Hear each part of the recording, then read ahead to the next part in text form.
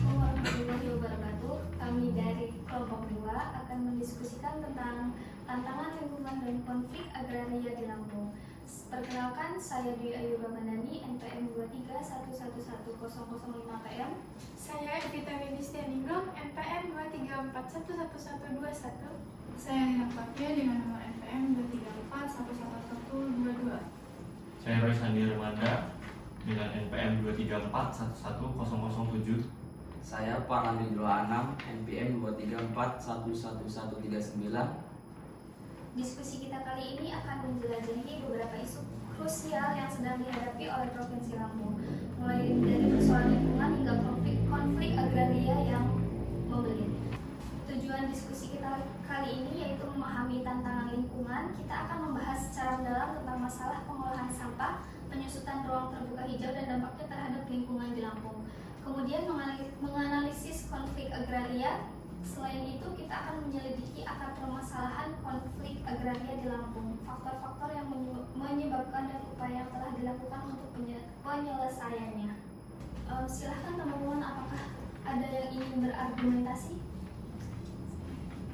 Kondisi lingkungan hidup di Provinsi Lampung tidak menunjukkan tren pemulihan, bahkan cenderung memburuk akibat lahirnya produk-produk hukum yang tidak berpihak pada lingkungan dan rakyat, serta lemahnya penegakan hukum.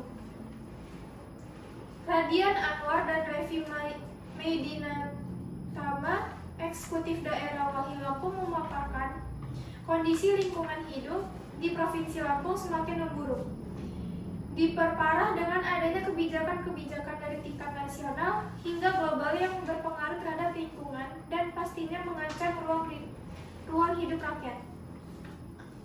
Setiap isu yang Walhi bahas setiap tahunnya tidak menampakkan kemajuan dan pemulihan, sehingga patut dipertanyakan sejauh mana upaya konkret dari pemerintah dan aparat penegak hukum untuk menyelesaikan kasus-kasus lingkungan hidup di Provinsi Lampung. Sekretaris Dinas Lingkungan Hidup Provinsi menanggapi catatan tahun 2022 Walhi Lampung menyatakan bahwa data-data yang ditampilkan oleh Walhi Lampung merupakan catatan kritis yang tentunya perlu ditindaklanjuti oleh pemerintah Provinsi Lampung, khususnya Dinas Lingkungan Hidup. Melihat dari apa yang dilaporkan tadi, seperti kasus tambang ilegal, hal ini juga menjadi sorotan kami, bahwasannya perlu ada langkah penyelesaian dan pengawasan yang ketat.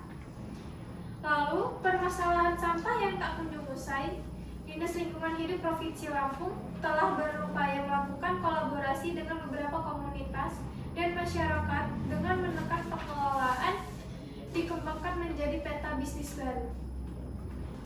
Akademisi Visip Unila mengemukakan bahwa kerusakan lingkungan hidup yang terjadi yang disampaikan oleh pemaparan Walhi Lampung merupakan siklus yang terus berlangsung dan begitu kompleks.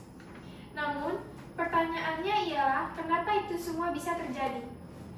Hal demikian karena manusia menganggap entitas berbeda dan bukan bagian dari alam, sehingga memandang alam hanyalah sebuah objek untuk dieksploitasi secara masif.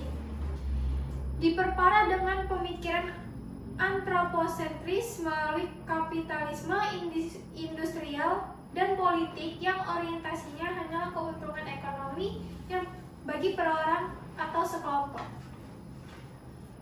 Lalu pada sesi selanjutnya, dalam kegiatan ini terdapat diskusi mengenai konflik agraria yang terjadi di Lampung.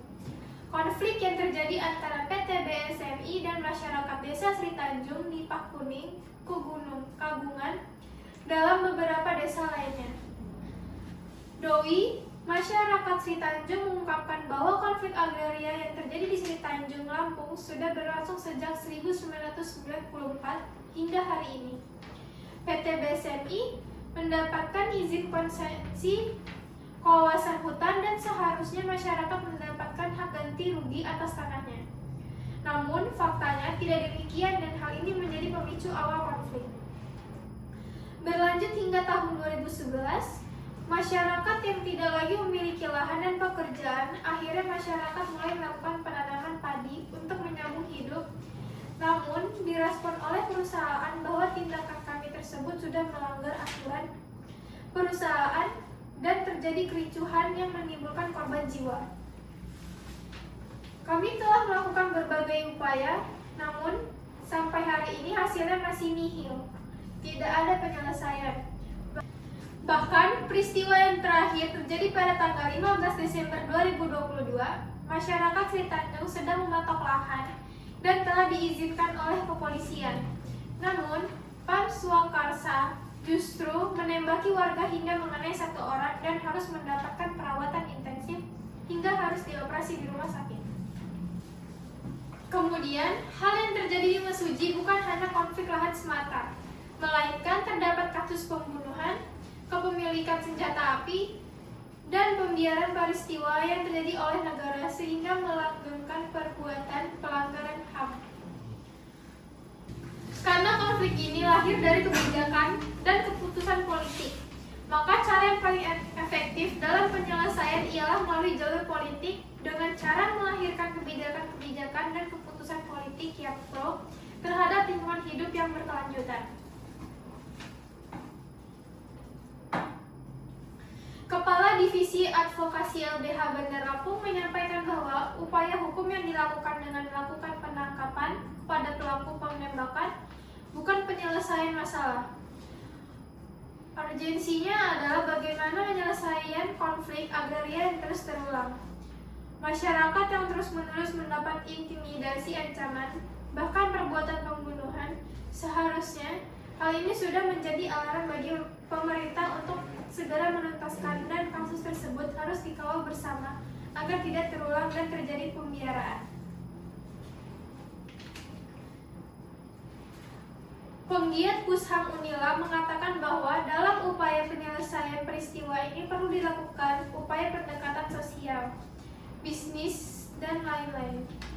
Tidak cukup hanya sebatas pendekatan konflik, karena kasus ini merupakan kasus warisan. Kita hari ini mungkin generasi kedua atau ketiga dari pendahulu yang mengalami langsung konflik bermula. Kemudian, langkah ini harus diawali oleh negara, diselesaikan oleh perusahaan, dan dinikmati oleh masyarakat. Baik, terima kasih.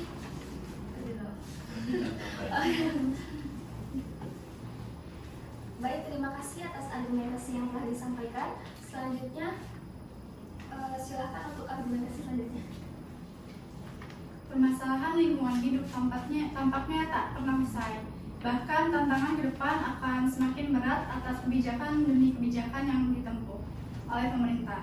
Kebijakan yang lahir bukan dari kepentingan lingkungan dan keinginan rakyat, namun harapan dan perlawanan harus terus dilakukan.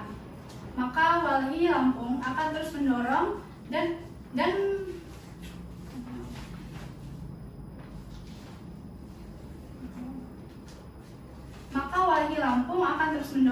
mengawal kebijakan yang pro-ekologis. Melihat begitu kompleksnya permasalahan yang terjadi, tidak boleh menjadikan kita pesimis dalam melakukan gerakan bersama. Tentu Walhi tidak bisa berjalan sendiri dalam memperjuangkan keadilan ekologis. Walhi sebagai rumah gerakan rakyat harus berjuang bersama masyarakat, jurnalis, akademisi, NGO, mahasiswa, kelompok-kelompok pemerhati lingkungan, dan jaringan agar mampu melawan kejahatan lingkungan hidup yang terjadi di Provinsi Lampung. Permasalahan pengembangan ruang terbuka hijau di publik di Kota Bandar Lampung hingga kini belum memenuhi ketentuan proporsi sesuai dengan peraturan daerah Kota Bandar Lampung, yakni minimal 20% dari luas wilayah perkotaan. Setiap tahunnya ketersediaan ruang terbuka hijau publik di Kota Bandar Lampung terus mengalami degradasi. Puncaknya pada tahun 2022, total ketersediaan ruang terbuka hijau publik di Kota Bandar Lampung hanya mencapai 4,61% dari luas wilayahnya. Hal ini mengakibatkan isu mengenai permasalahan pengembangan ruang terbuka hijau publik di Kota Bandar Lampung yang belum menemukan pengembangan ruang terbuka solusi terbaik untuk mengatasinya. Peneliti ini bertujuan untuk menentukan aliran penyusunan agenda mana yang lebih mendominasi dalam kebijakan pengembangan ruang terbuka hijau publik di Kota Bandar Lampung. Metode yang digunakan adalah metode penelitian kualitatif deskriptif dari pengumpulan data dengan wawancara terstruktur, observasi, dan dokumentasi.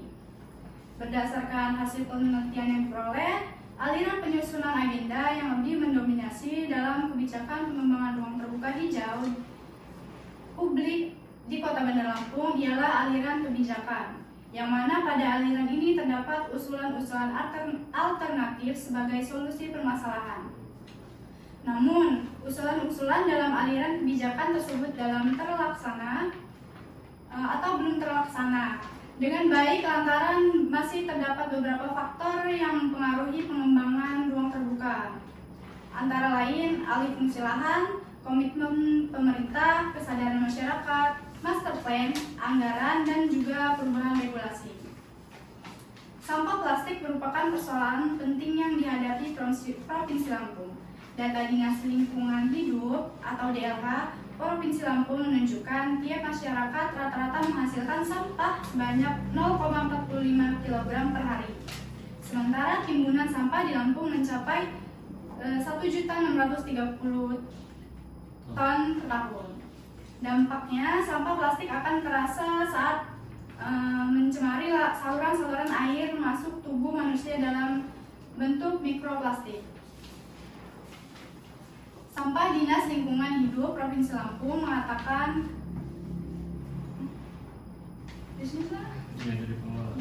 Kasih Pengelolaan Sampah Dinas Lingkungan Provinsi Lampung mengatakan keadaan ini tidak terlepas dari fenomena belanja sistem online. Menurut dia, banyak masyarakat yang menggunakan jasa kirim dengan plastik yang berlapis. Bahkan kalau kita lihat di dalamnya itu ada plastik pengaman, kemudian plastik luar. Tren cara pembelian yang demikian membuat sampah plastik bisa diperkirakan meningkat. Kendala pemerintah Lampung dalam mengelola sampah plastik sekali pakai adalah minimnya sarana prasarana.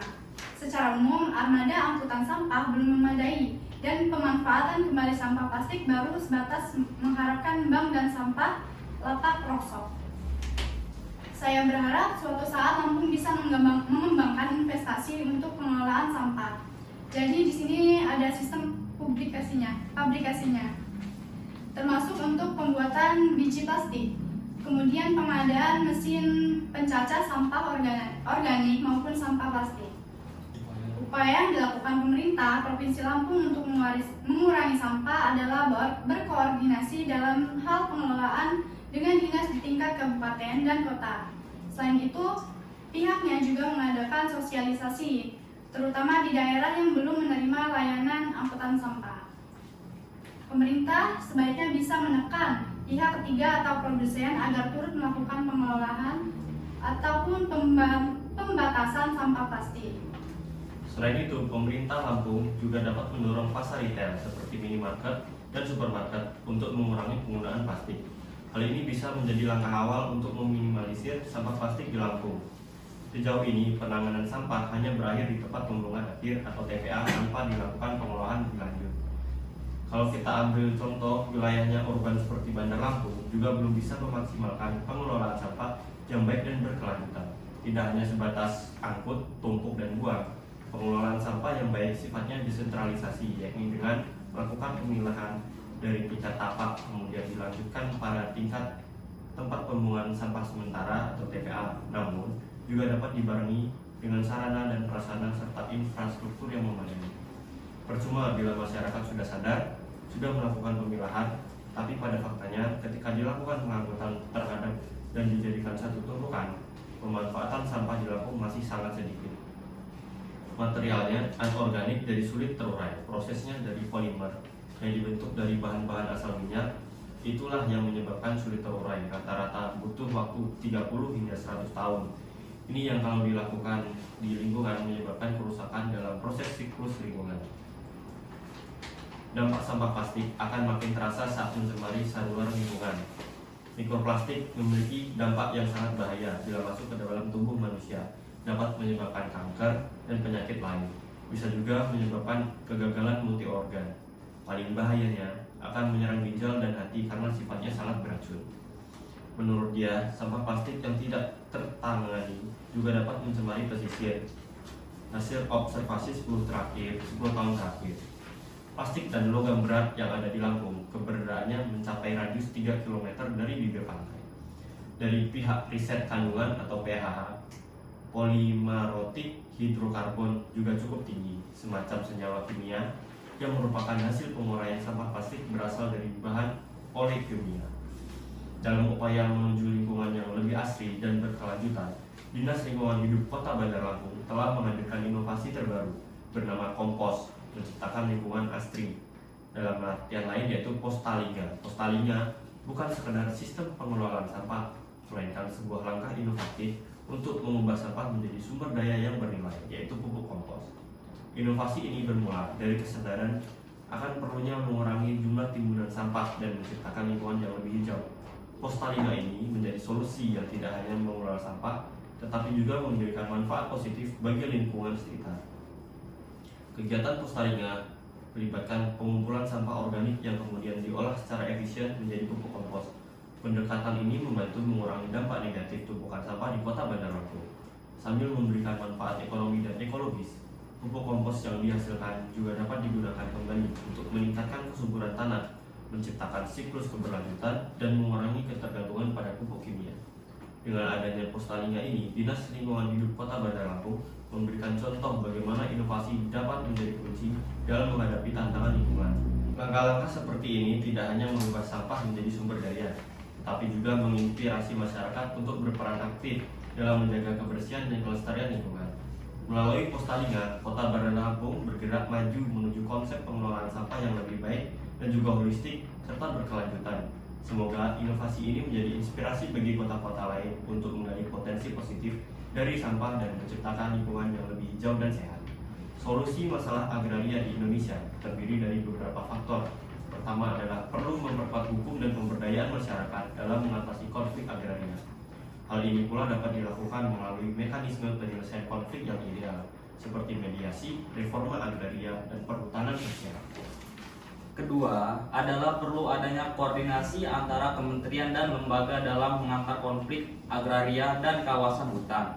Pemerintah melalui Kementerian Agraria dan Tata Ruang Badan Pertahanan Nasional atau ATR atau BPN terus berupaya keras menyelesaikan konflik agraria yang melibatkan berbagai pihak.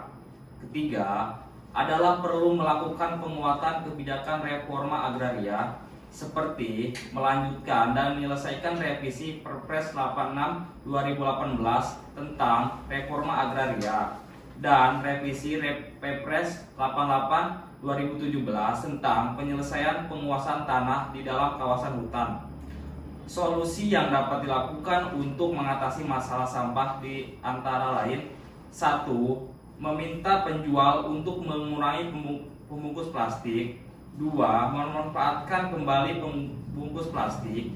3. Mengurangi penggunaan plastik yang berlapis. 4. Memperkuat regulasi pengelolaan sampah. 5. Membentuk Pokja pengelolaan sampah regional. 6. Membangun TPA sampah regional. 7. Sosialisasi terutama di daerah yang belum menerima layanan angkutan sampah. 8. Menerbitkan peraturan daerah Perda tentang pengelolaan sampah. 9. Meningkatkan sarana prasarana pengelolaan sampah. 10. Mengembangkan investasi untuk pengelolaan sampah. Dengan pengembangan sistem pengelolaan sampah yang lebih baik, Pemprov Lampung dapat mengatasi masalah sampah dan meningkatkan kinerja pengelolaan sampah di Provinsi Lampung. Terima kasih kepada semua peserta yang telah berpartisipasi dalam diskusi kita kali ini. Melalui sesi ini kita telah menggali lebih dalam tentang tantangan lingkungan dan konflik agraria yang dihadapi oleh Provinsi Lampung. Kami mengharapkan bahwa diskusi ini akan menjadi langkah awal menuju solusi yang berkelanjutan dan berdampak positif bagi Provinsi Lampung. Sekali lagi terima kasih atas partisipasi dan kontribusi. Wassalamualaikum warahmatullahi wabarakatuh.